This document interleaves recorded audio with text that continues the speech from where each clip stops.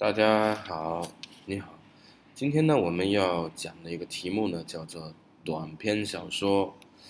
其实呢，我想讲更多的东西，因为短篇小说只是小说的一种，而小说呢，只是很多很多的表达方式当中的一种。人为什么要写小说呢？我想大部分的人写小说是为了表达一种情感，表达一个观点，表达一个主题。我们日常生活当中，我们看到有很多的形式，对吗？比如说电影也是，电影很多的电影它都需要有一个主题。当然，有一些电影它可以没有什么主题，如果拍动物啊，或者是拍一些很多也是不需要，但是我们常常能够吸引你看下去的，或者说看完以后会给你带来很深的思考的，会给你带来一些影响，这些电影它都有主题。小说也是，对吗？戏剧也是，诗歌也是，歌曲也是，绘画也是，摄影也是，可能还有更多。那么这些都是方式，或者你可以说形式。它是什么样的形式呢？它是表达的形式，表达的形式，目的都是为了表达。或者说，当你有一种感情，或者是当你有一种观点的时候，你想表达出来，那么这个时候你就要寻找表达的可能。你可以通过唱歌，你可以通过写诗，你也可以通过写一篇小说来表达你复杂的情感。人的情感可以很复杂，对吧？有时候也讲不清楚，但是呢，通过这个小说或者通过写一个电影，你可以表达一些。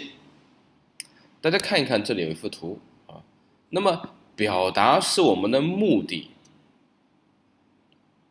那么表达的效果怎么样呢？这很重要。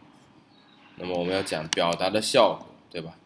比如说你说话的时候，这句话有没有表达你的意思？大部分的人说10句话，里面可能有一半没有太多用处的。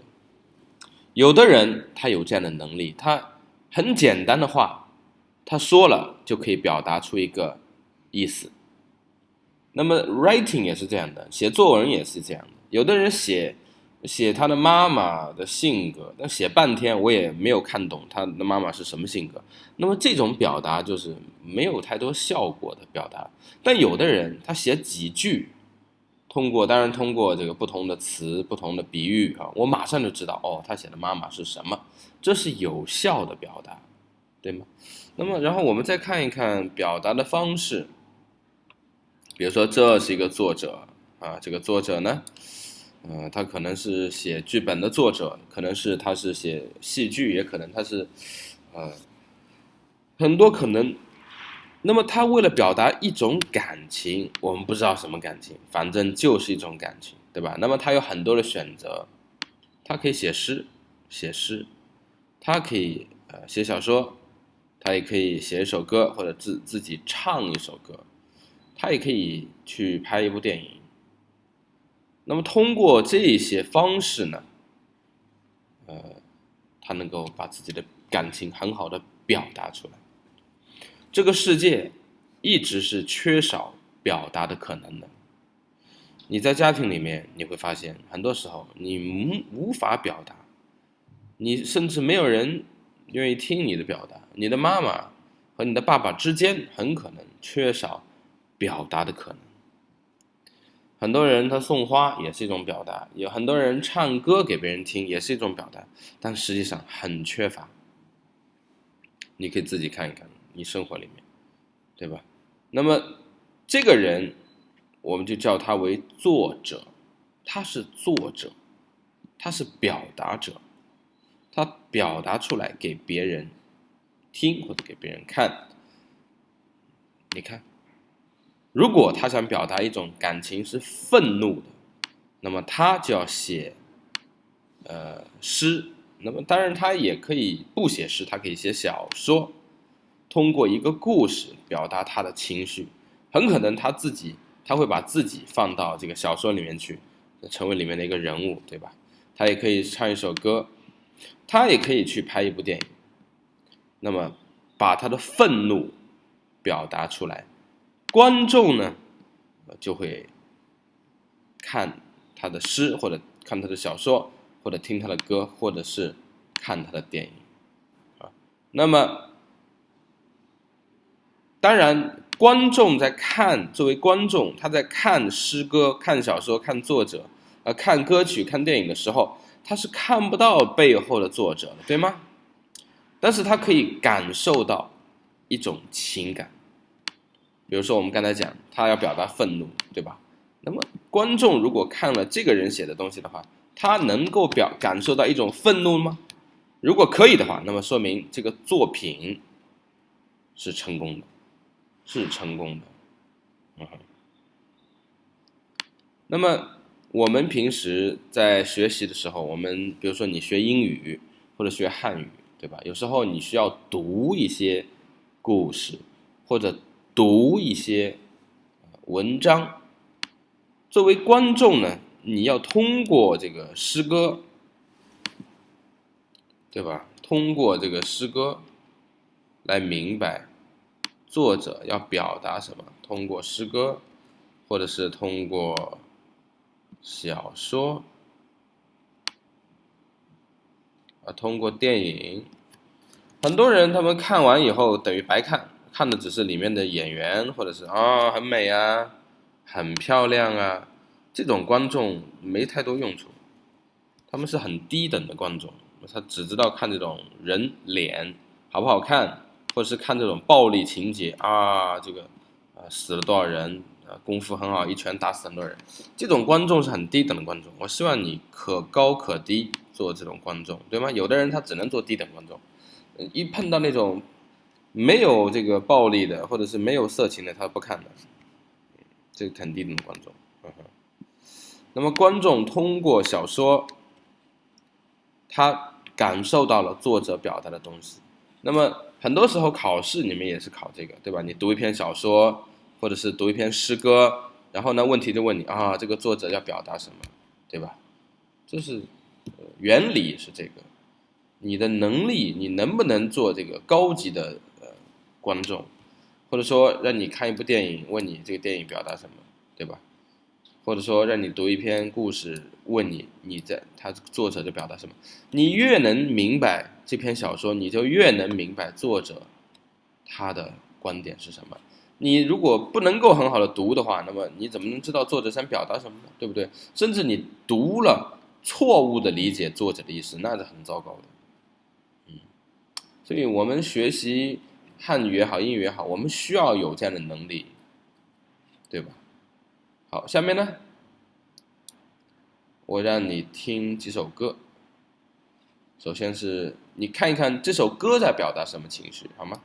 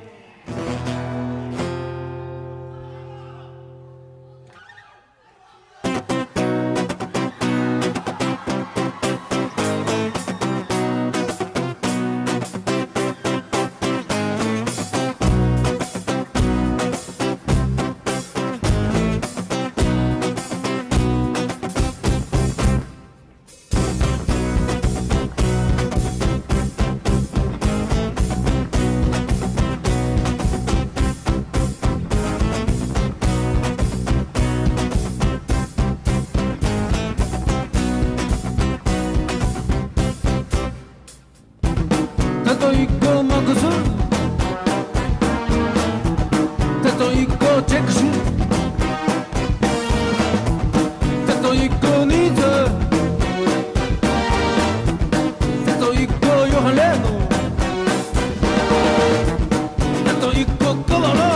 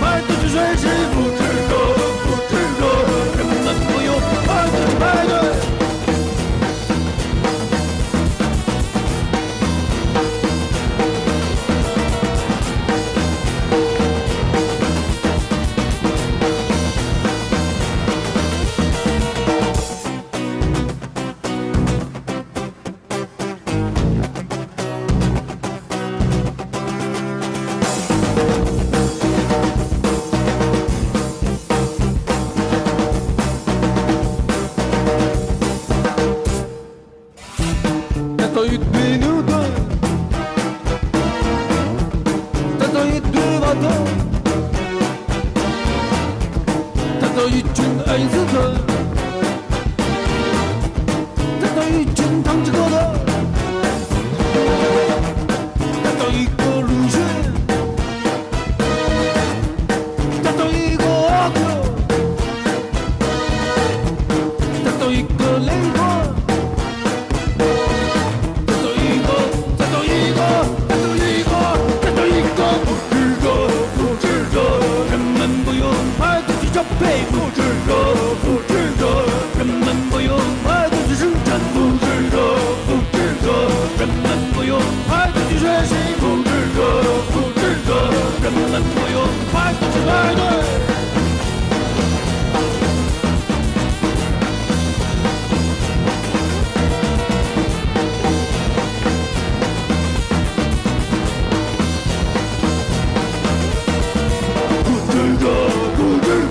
人们不用排队去交配，复制着，复制着，人们不用排队去生产，复制着，复制着，人们不用排队去学习，复制着，复制着，人们不用排队去排队。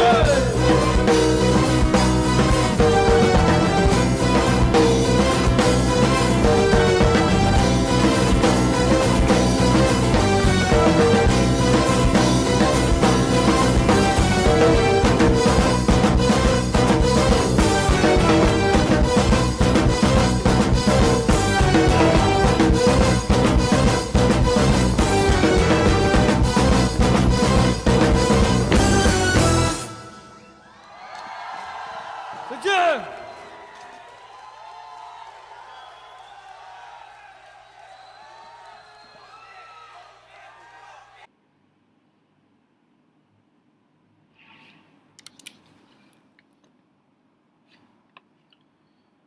OK， 这是一个非常好的乐队，非常特别的乐队。好，那么这首歌在表达什么情绪呢？什么情绪呢？用英语你可以说吗？什么样的情绪？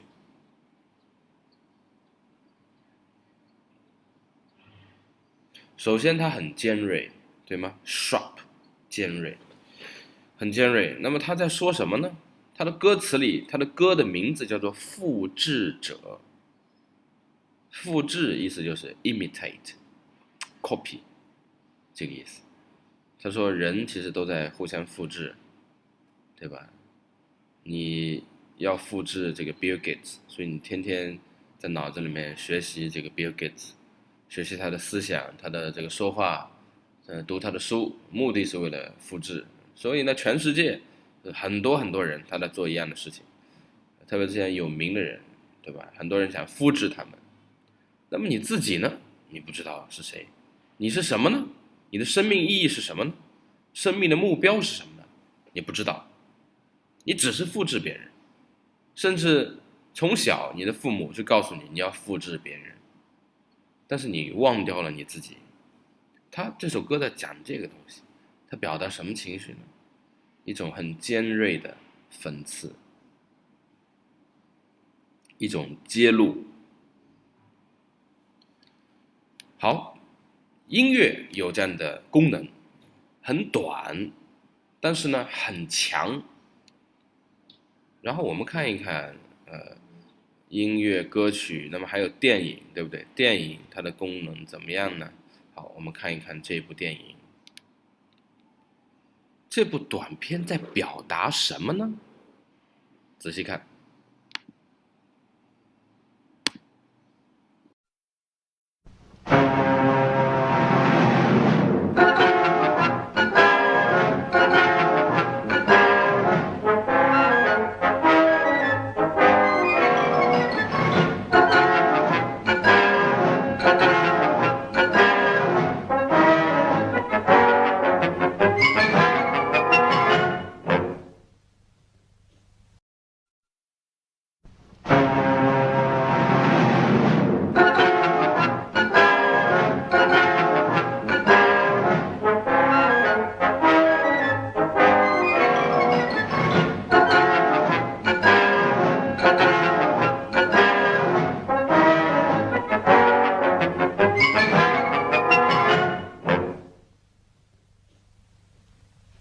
Good evening.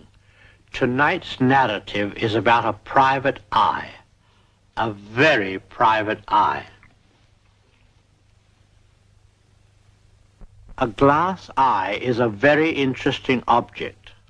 For one thing, I've always thought a glass eye would be better than the real article. It never gets bloodshot.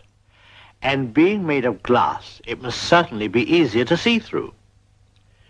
This evening, due to one of those delightful coincidences, our story happens to be about a glass eye. It is entitled The Glass Eye. You see, everything fits in.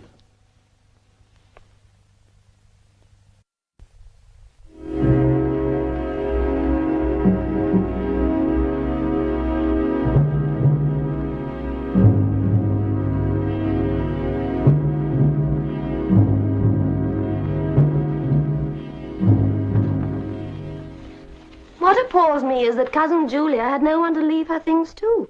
No one except us, that is. Did she ever let you know how lonely she was? Nobody in the family ever knew much about Julia. She was impossible to know. She never talked about herself. Well, I simply don't understand how she could possibly have stood it, living here, so alone. I wonder what went on in her mind.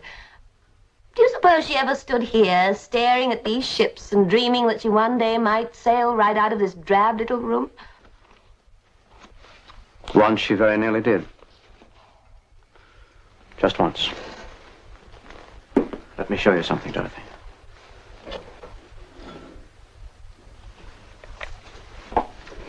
Oh, how horrible. What is it? An eye. A glass eye. What a strange thing to keep.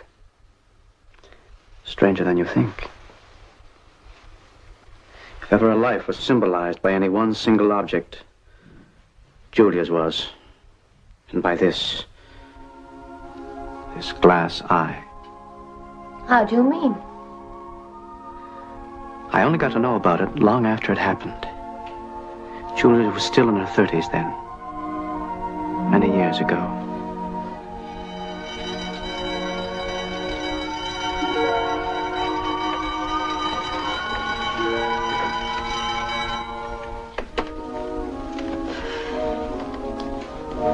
The loneliness, the desolation of her life were beyond belief, though she herself was unaware of just how lonely and desolate it really was.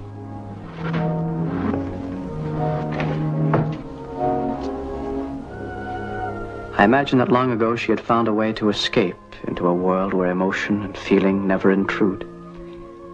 In her own way, I suppose, she was happy. She'd, well, adjusted to it.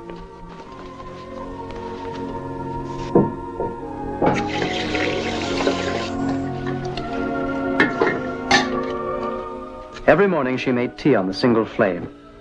Then she would dress, go to work as a clerk for an old-fashioned solicitor, a man named Mauffrey, who wrote to his clients by hand, making copies by the old moist paper method. And each day, like clockwork, she lunched cheaply at a tea shop where she read steadily from the volumes of the Tauchnitz edition of the best English authors. She had worked her way down to the L's. Did she look at those two young people and wonder why life had passed her by? I wish I knew. In the evening, she cooked a simple meal, fried some ham perhaps, or a chop, and boiled vegetables. All in the same single flame, a complicated conjuring trick involving much juggling of pots and pans. She had nothing to anticipate but retiring early, seldom later than 10 or half past. Did she hope that the young man in the flat above might come home one night and by mistake enter the wrong room? Did she ever dream of a life with a husband, a home, and children? How could Julia, whose life had been so loveless, possibly have known that when love did come, it might lead to something dangerous and horrifying? Yet there is one small twist in it, one odd and unaccountable thing. Late one summer, as she was accustomed to do every Saturday afternoon, Julia took the small son of a neighbor to the old music hall in Fulham. She worshipped the boy, lavishing all her love on him, looking forward to the one day a week when her neighbor entrusted the child to her devoted care. She fed him lunch on those days, bought him a toy or a book, and the only reward he ever gave her was a smile. Still, it was enough for Julia. Enough until this summer afternoon, the day she first saw Max Collodi. Ladies and gentlemen, the management of the music hall takes pride in presenting the high spot of this week's program, the great Max Collodi, gentleman ventriloquist, and his amazing dummy, George. Well, George, here we are back in Fulham once again. What do you think about Fulham? I can't say. You can't say. Why not? I haven't been around. Oh. No money? That's right. I'm a little short this week. You forgot my lemonade. Now, George, before we go ahead with our act, I want to ask you a question. Did you give fresh water to the goldfish this morning? Goldfish? Yes, goldfish. Fresh water? Yes. Did you give fresh water to the goldfish this morning? What for? They haven't finished the water I gave them yesterday. I'm thirsty. I'll tell Mummy you were mean to me. Please, Alan, dear, just as soon as this act is over. George, do you like going to school? I like Sunday school best. I'm glad to hear that. Tell me, why do you prefer it? 'Cause I only have to go once a week.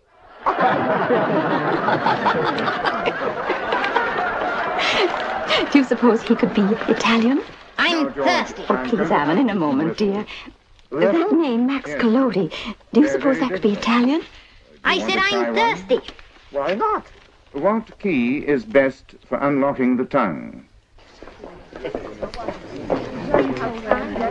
Here, Alan, dear, you buy yourself some lemonade or whatever you want. I'll be right back. You're not going to leave me, are you? No. Mummy says I'm never to be left alone. No, dear, I'll be right there at the other side of the lobby. Excuse me.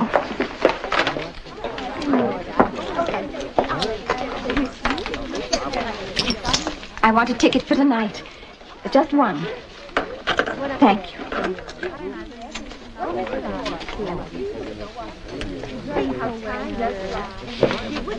Where are we going now?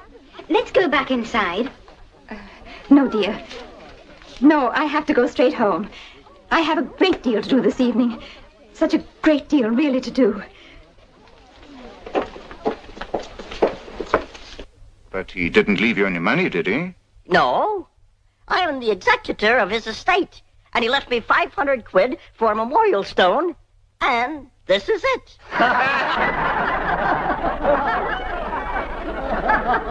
George, I refuse to work with you tonight unless you answer a very personal question. You refuse to work with me? Now that's a bit of news. Where would you be without me? Please, George. All right, ask whatever you like. George, have you ever met a girl you cared for? Have I ever met a girl I cared for? Yes. It was love at first sight. Wonderful, George, wonderful.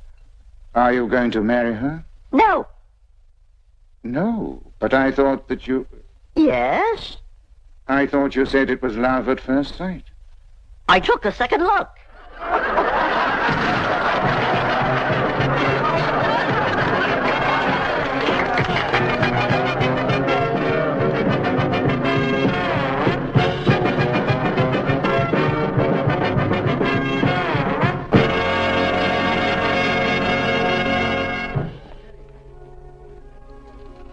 And so all in a summer's day and night, a warmth came to Julia she had never known before. She did not know exactly what it was she felt for Max Collodi. Certainly if she had known, she could never have confessed it to herself, not that first night anyway. She couldn't get his image out of her mind. Max Collodi, a wonderful name, she thought, a name full of poetry. Max Collodi. Mrs. Max Collodi. Madame Collodi, or was it to be Signora Collodi? Suppose she was Signora Collodi.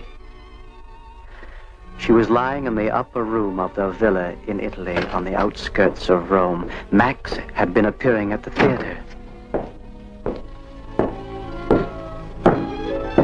It was his footsteps she heard now. He would come in. He would come close to her. She would hold him. She would comfort him. She would send him to sleep. Max.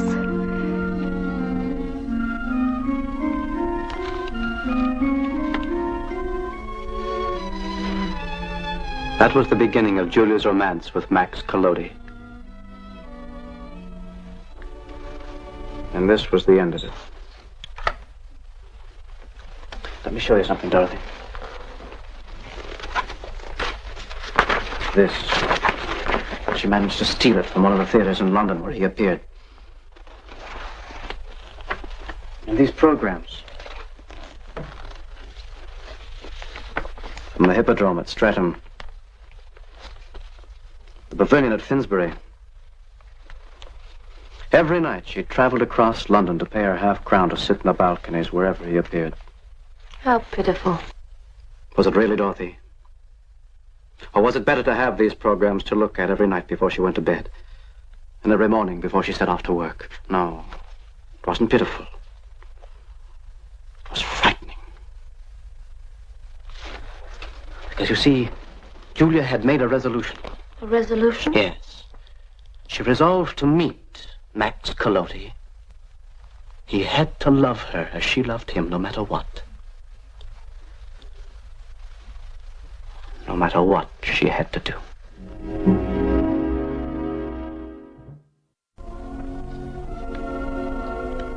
Julia wrote Max Collodi a letter.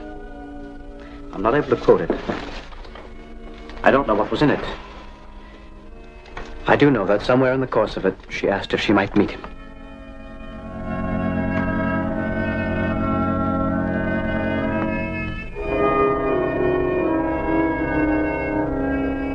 She'd given her employer her notice. She had read that the great Collodi was going on tour of the provinces. She had a small capital accumulated through many years of saving, and she proposed living on this while she followed Collodi about the country.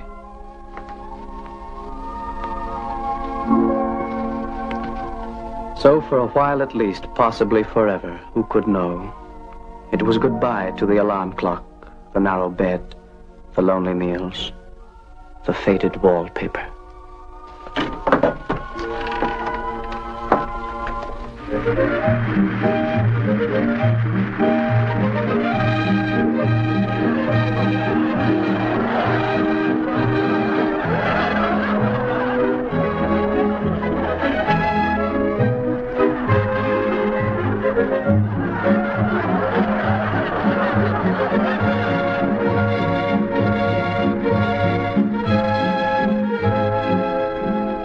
Collodi had replied to her very first letter, saying he was grateful for her praises, but that he never gave interviews.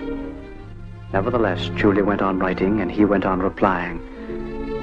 Finally, he asked her to send him a photograph, and Julia, with great trepidation, sent him a blurred snapshot taken long ago when she was 23. As she grew more persistent in her letters, he grew more benevolent. He began to hint a meeting might be possible. Finally, in Blackpool, it happened. Yes? A letter for you, Mum. Come in. Are you Miss Julia Lester? Yes. He sent this letter by hand. He gave it to me just 10 minutes ago backstage. Take it to the lady, he said, Mum. Max Collodi. Yes, Mum. Oh. Oh. Thank you. Thank you so much. Thank you, Mum.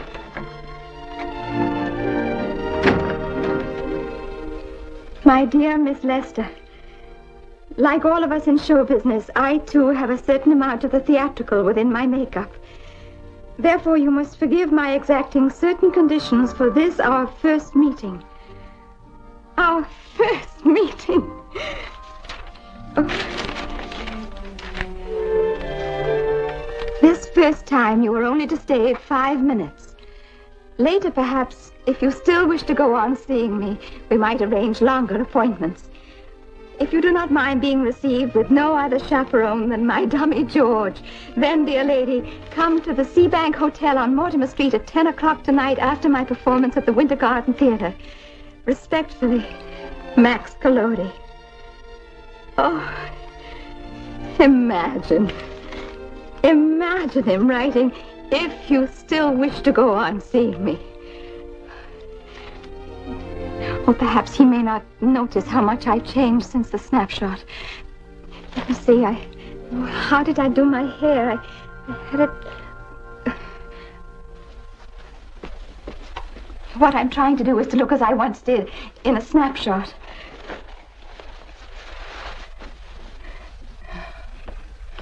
What do you think? Most becoming.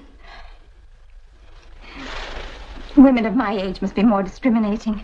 I suppose so. What time is it? Past closing time, madam. 6:30. Oh, I'm so sorry. I'll take this one, the one I've got on. Very well, I'll have it wrapped. Oh, no, that's all right. I'll wear it. I'm in a hurry, you see. Thank you, madam.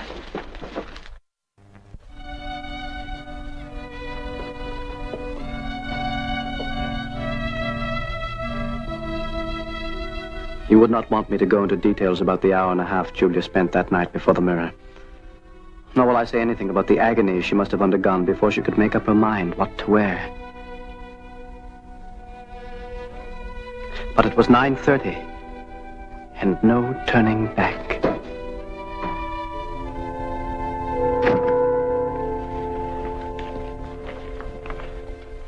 Mr. Max Collodi's room. He expecting you? Yes. Number 7. Number 7. First floor. Down that corridor.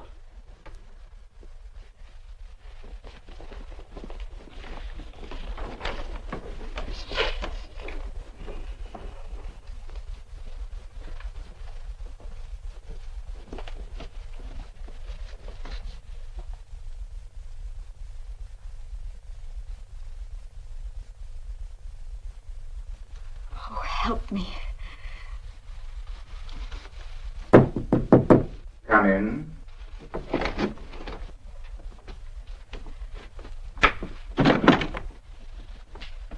Mr. Collodi? Max Collodi at your service. Oh, I'm most grateful to you that you will consent to see me. And I'm most flattered, dear lady. Adulation is something one savors all too seldom at close quarters. Oh, forgive the darkness, but I have an aversion to strong light. I suppose because in my professional life I'm constantly exposed to the glare of footlights. You are... May I say something? But of course. You're just as I knew you would be. So handsome. Thank you. There was a woman, I remember. She sat just behind me during your performance at the Old Palace at Fulham. That was when I first saw you. She said, "He's too handsome for my liking." Of course, I was furious with her. You're not disappointed in my appearance? Your devotion touches me more deeply than anything in my whole life. You are most beautiful. Please sit down. I thought the snap I sent you was taken a while back. You have mellowed with time. Some people do not. Oh, I'm so grateful to you for letting me come. Oh, I've said that before, haven't I? Actually, I'm... well, tense, I suppose. You know, I've seen every one of your performances since that first one a year ago. It is I who am grateful to you, dear lady. My life, I regret to tell you, has been an unbelievably lonely one. Oh. Of course, you wouldn't know how that is. Oh, forgive me. Did I say something to... No. I was just thinking how lonely your life must be after all. We in the audience never think of an artist as being lonely. I suppose we only think about ourselves. I do want to come back again, and my time, I see, is almost up.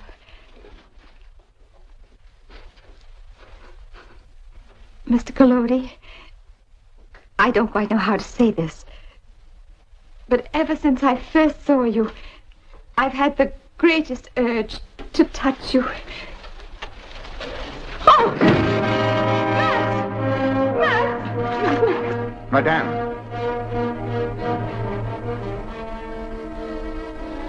Oh, Max, please.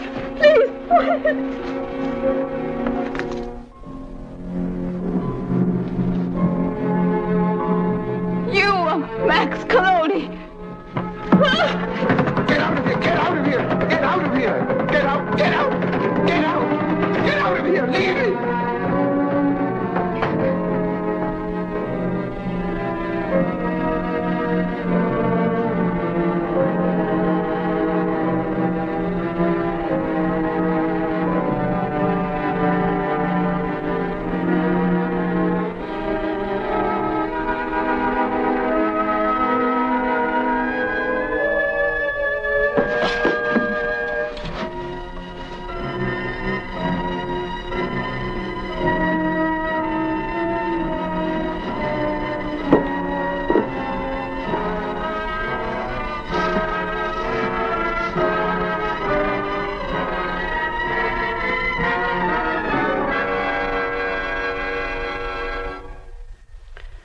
In her desperation, without knowing it, she picked up the eye.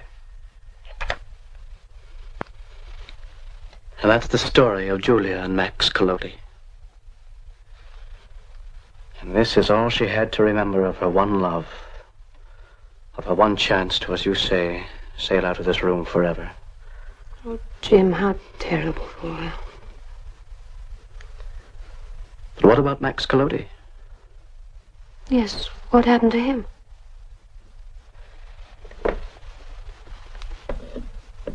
He made no more appearances. There were no more notices about him in Stage magazine. But I have heard of a small traveling circus somewhere in the provinces, which has a strange clown in its company. He has a beautiful voice, and the children love to watch him, it is said, because he is so very sad and yet so very funny.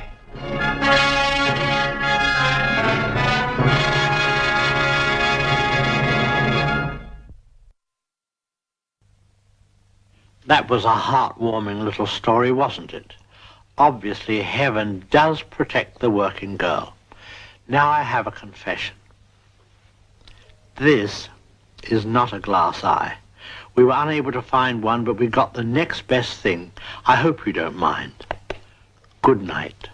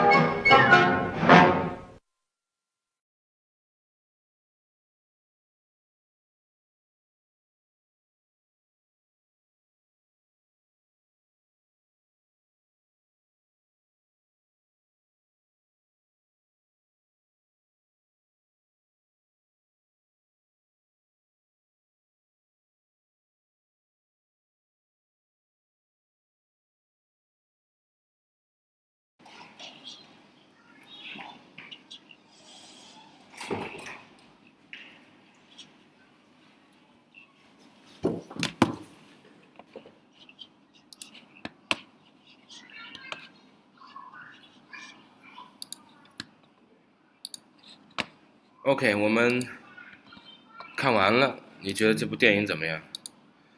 我如果让你们看电影，那么请一定要仔细看，千万不要边看电影边打游戏或者边去做别的事情。你不是那么聪明的人，虽然你自以为聪明，那实际上不是太聪明。如果你边打游戏边看电影，说明你不是太聪明，你的 EQ 简直是0。高看自己的、骄傲的、arrogant， 这就不是聪明，这跟这种 foolish 是一样的。但很多人他不知道，他觉得我 IQ 很高，或者很骄傲，骄傲的人都不聪明，做不了什么事情。越有能力，你应该越谦卑，一点点能力的骄傲就很笨的。好。那么刚才我们还说到，还有一种表达是诗，对吧？那么这里大家读一读这首诗，它在表达什么？多读几遍。如果我爱你，绝不像攀援的凌霄花，借你的高枝炫耀自己。我如果爱你，绝不学痴情的鸟儿，为绿荫重复单调的歌曲，也不只像泉源常年送来清凉的慰藉，也不只像险峰增加你的高度，衬托你的威仪，甚至阳光，甚至春雨，不，这些都还不够。我必须是你近旁的一株木棉，作为树的形象和你站在一起，根紧握在地下，叶相触在云里。每一阵风过，我们都互相质疑，但没有人听懂我们的言语。你有你的铜枝铁杆，像刀像剑也像戟，唯我红硕的花朵，像沉重的叹息，又像英勇的火炬。我们分担寒潮、风雷、霹雳，我们共享暮霭、流岚、红泥，仿佛永远分离，却又终身相依。这才是伟大的爱情，坚贞就在这里。爱不仅爱你伟岸的身躯，也爱你坚持的位置，足下的土地。你们可以按照自己的意思读一读，可能是不同的这个感情，你可以了解。好，我们今天大概上到这儿，大家注意，所有的这些形式，电影、小说、戏剧、诗、歌曲、绘画、摄影，都是工具，都是工具。如果你说我爱电影，我爱小说，那说明你是个笨蛋，因为你爱一个工具。人怎么能爱工具呢？它只是一个表达的方式，是一个方式，是一个频道。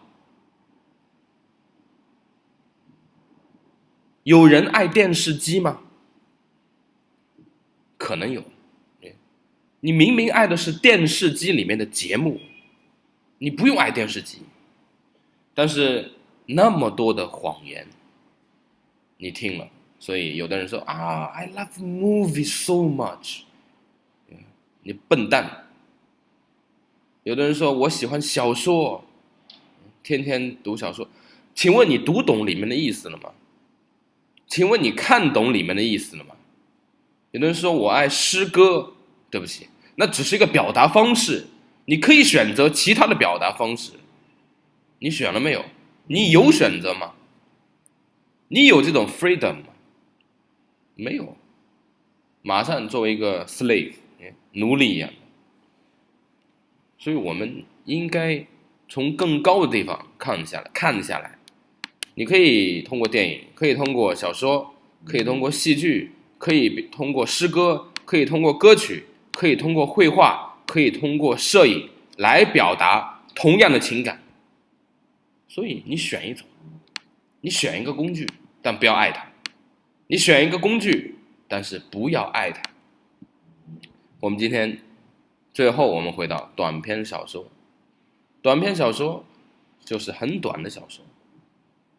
短篇小说你要很好的去读每一个字，特别是那种写得很好的，我推荐给你们的，好好的读每一个字，不是那么简单的。